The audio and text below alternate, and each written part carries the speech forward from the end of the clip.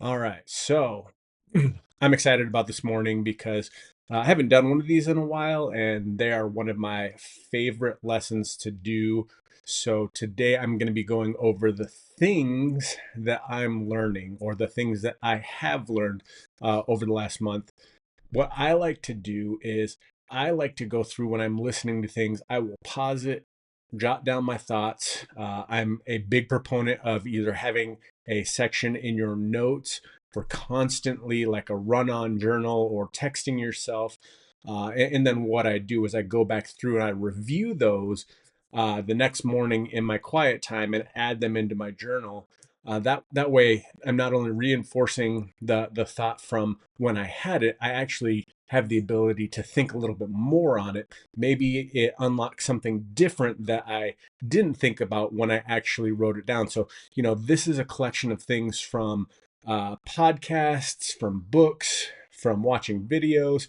It's a just a giant mixtape, and that's why I put that in the title of the things that I've heard, written down, recorded, and gone over since the beginning of July. So a lot of this stuff I will be reading. So I apologize if I'm not making direct eye contact with you or with the camera, because there's a lot of really good stuff in here that I want to get through in the time that we have together. So starting back on Monday, July 1st. This is it. It's all over the place. You're going to be hearing things about business strategy, personal development, and the things that really pop out to me. And this is the foundation of where I do my live videos, where I formulate the trainings for in here. And it's all kind of just gone through. It's like my brain on paper. So the first thing I wanted to tell you was you need to talk about building residual income. It's something for people to fall back on. Realize that you have been in business a while and you don't start this month at zero. That's why your business is so powerful, because you have residual income. You have a base income of earnings to build on each month. At people's jobs, they don't have that. And your goal should be to work and build and compound your business and your team to get that to a level that takes care of your family's expenses for each and every month on top of your employment income. And then when it surpasses your income, you have the options of whether or not you want to continue with employment. And don't prejudge. You should be looking for people that are better than you and that have bigger networks. So, like for Stephanie and I, we were business owners, but people didn't know that because of the way that the economy went in 2008, that we were losing our rental properties, we were losing our business, we were having to file for bankruptcy, we were standing in food lines. People didn't know that, so nobody ended up sharing a business opportunity, and luckily by accident somebody did. Also, you need to remind people that they are dependent on someone else's decision whether or not they have a job and get a raise and can take a vacation. That is what being employed and having an employee 9 to 5 is. And you offer a solution. Teach people how they can take control back into their own hands by building a stream of income that is dependent on nothing other than their own time, their own hard work, and they can create an income independent of their employer. You can tell them that they can be as successful as they want because it's dependent on nothing other than their work ethic, the amount of work that they do, the amount of time that they put in, and how far they want to go. Also, let them know that you offer a community of support that will cheer them on all along the way. That if they can listen, learn, and follow directions, our training system easily lays out steps to success. They just need to do them. Why? Because people are looking for multiple streams of income. They are looking for a remote lifestyle that they can fit into their lives versus their lives revolving around their employer. When the survey was done, it was the highest time in any point in history where people were looking for business outside of work. So, what do? You show them how to work their business. You tell them your story, why you started, why you're doing it. You tell them why and what you're doing with your money from your business. You connect them to simple things like using your weekly bonuses to purchase groceries, to fill your gas, going out and doing the things like paying bills, paying off debt. Get them to think that they can do it, and you are the perfect person to show them how to do it. Most importantly, think about the strategies and the statistics and the things that you hear in and around you, and understand that none of that matters if you don't put it into practice. If you don't do something with it every single day, you will be in the same position you were this time last year. So are you able to put those things forward and go out and do it? You need to create more income, period. And I can help you with that. That should be a great 1-2-liner post that you can do with a picture that just says, hey, you need more income. I can help with that. You need to create more income that is not dependent on your employer, period. Some people have to succeed and some people have to survive. You guys know that I did a Monday motivation on that. The person that wants success as bad as they can breathe, that's the one that will go out and get it. Some people want to have success while others need to in order to survive. Which one are you? What you are lacking is hunger. When you need it to survive, you will make it happen. You will your way to your success, to getting the things that you need. I love this one too. It talks about putting in the work for the one. Are you putting in the work thinking that you're going to help tons of people, or are you focused on the one? If you were a rancher and you had 10,000 head of cattle and you go out to feed them in the morning and only one comes in, aren't you still going to feed that one? You're going to put the food there for the 10,000, but if only one comes to feed, you're going to feed that one. You're not going to not put out the food because only one came. You need to focus on winning. That is how it works. Winners focus on winning. Whiners focus on excuses, why they're not winning. If you want to focus on something, focus on the right thing, and that will draw you closer to it. I love this one. Stop focusing on who you become and who you are, and instead who you want to be and who you're becoming. See, oftentimes we focus on currently who we are and who we were versus who we want to be and what we're doing to become that person. So focus on where you're going, remembering where you've been, but not focusing on it. This one, I've said this, I don't know how many times on the Financial Freedom Fridays. You can't give from what you do not have. So in order to be a generous giver, go out and make more and do more so that you have the ability to give more. Getting respect is different than getting attention. Guys, we live in a world that is attention driven. Social media is a attention driven environment. But what are you doing to get respect? Getting respect is different from getting attention because one can lead to the other while the other one does not. Are you doing things to get attention, or are you doing things to gain and earn respect?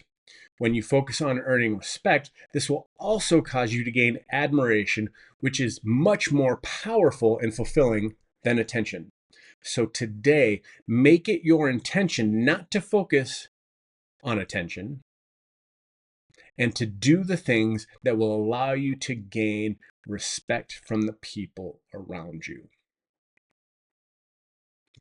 Here's a great quote that I wrote down from Dale Carnegie. It isn't what you have or who you are or where you are or what you're doing that makes you happy or unhappy.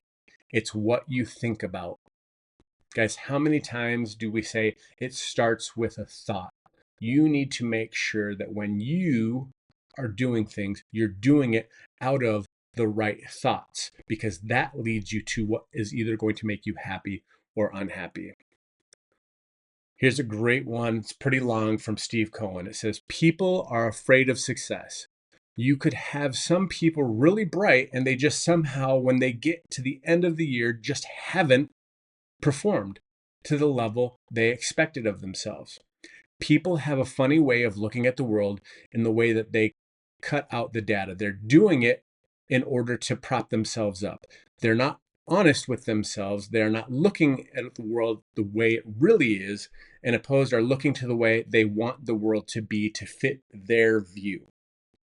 This is the internal war that people have to fight to get to what the truth is, and ultimately what real success looks like and how you get closer to success. Because the closer you can get to success depends on the reality of what success is. The more truthful you can be with yourself, and the more that you can reflect and get to the real transparency with yourself of whether or not you're putting in the true work, you are more likely that you will fix the problems that you have and deal with the issues that you have so that you can perform at a level of maximum performance. The more you're willing to ignore it, the more you're willing to blame outside world for your problems, laying the blame on others. You always hear people say, well, it's the market. It's this market. It's that market. Well, what does that mean? I don't even know what that means, opposed to what did you do about it? What did you do to change it? I mean, the world's going to exist whether you like it or not. I always say, I've got to live in this world. I didn't create it. The world is happening. What are you going to do about it? It's amazing how people attribute outside forces to what's happening to them, as opposed to being accountable and dealing with it and affecting it. I know that was a long one, but man, that one got me thinking. I probably did 2 whole trainings based off of that one. This is another great one. We often fixate on the visible and exciting, overlooking that most success comes from consistently doing the mundane, unglamorous, and the work that few people notice. We talk about the 80-20 rule all the time. Here's a new one for you. The 98-2 rule. People spend 98% of their time talking about flashy things that contribute only 2% to the result, while overlooking the fact that 98% of the result comes from consistently doing boring and basic things that few people notice. So ask yourself, does the attention you give to something truly reflect how important it is to you?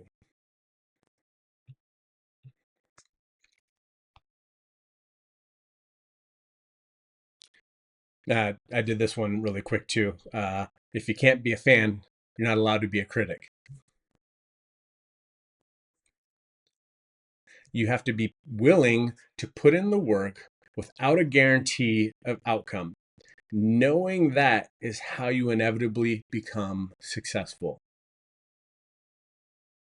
This this one was funny and just kind of made me chuckle. If you don't think money solves problems or makes you happy, you haven't given enough away yet. That one's huge.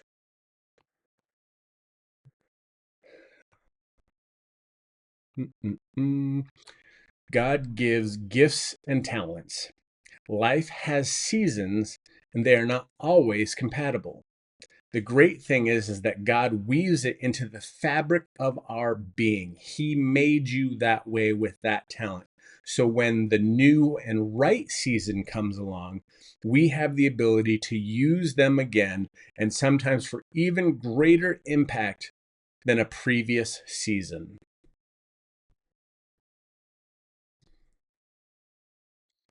Ask yourself this question. Are you a no matter what person? Are you going to see it through until it's done, no matter what? Then this is the things about humans that most of us know, but until it's actually told to us, we don't realize it. One, we are imperfect. Two, things that happen are impermanent. And three, we are incomplete. for our entire lives. We are going to be imperfect our entire life. Things that are going to happen aren't going to be permanent because we can change things. We're not a tree. We're not planted. We can get up and move and do things whenever we choose to. And we will always be complete. That is why we always strive and drive for more and better and to do different things, is because we have this innate ability that there's something missing along the way. Good habits make time your ally and a multiplier. Bad habits make your time an enemy and a magnifier.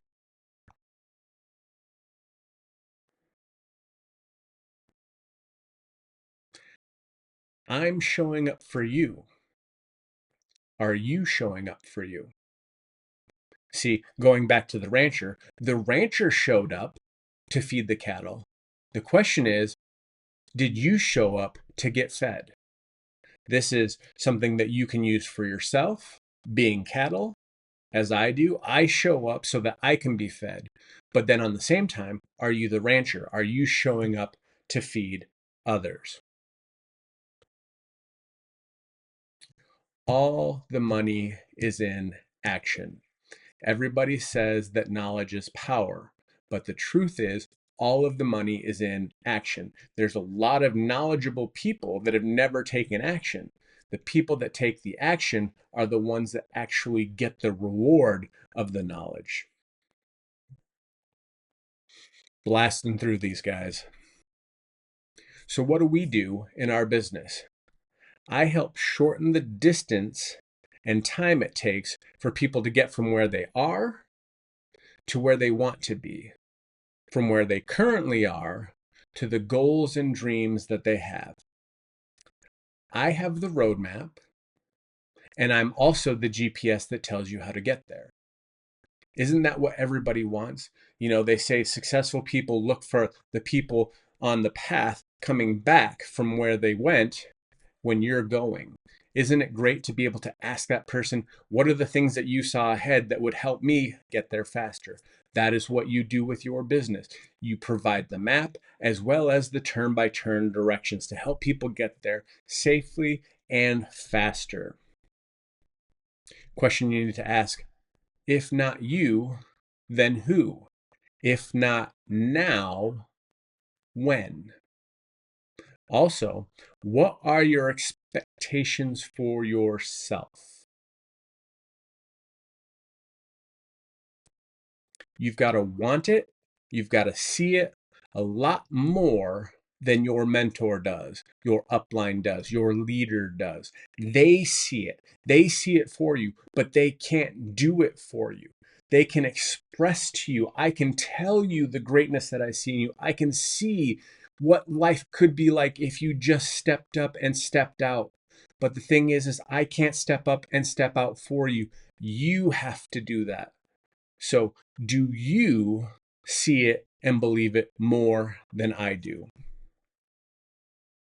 I can't believe in you any more than you can believe in yourself, because I can pour into you, I can believe in you, I can do all those things. But if you don't believe in you, none of what I do actually impacts you, because you don't believe the words that are coming out of my mouth.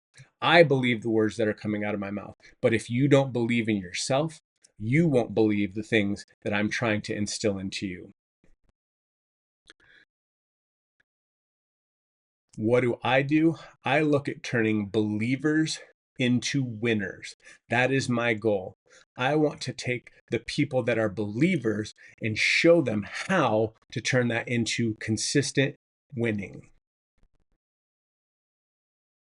Also, I see a whole lot of followers who think they're leaders. Leaders take responsibility for the team and help them achieve their goal. If you're not helping someone achieve a goal, you're not a leader. You're just in line with the rest of the followers. I also posted this one. You'll never get the same moment twice. So make sure you make it count. I also posted this one. I'm living in my answered prayers. Guys, are you living the life that you prayed for 1, 2, 5, 10 years ago. Take a look back and see where you are in your life today and realize that the things that you prayed for back then is currently what you're living in.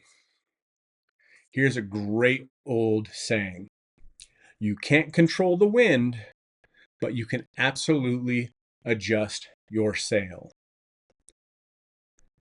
The only way to become excellent is by doing the same thing over and over again daily, whether you have enthusiasm or not. Boredom precedes success. I did that in one of our trainings last weekend.